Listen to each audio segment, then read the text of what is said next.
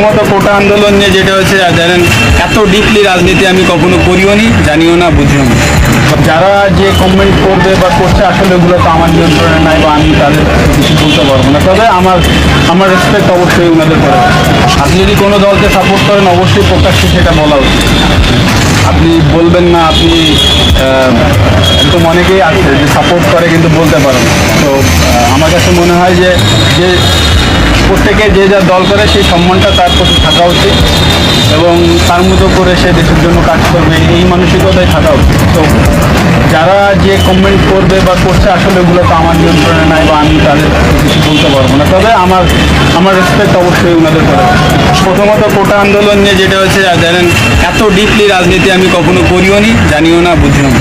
তো আমি যেটা আগেও ক্লিয়ারলি বললাম যে আমার উদ্দেশ্য খুব সিম্পল, যেটা আমি মানুষের জন্য করে শান্তি পাই, কাজ পাই, ততটুকুই করা।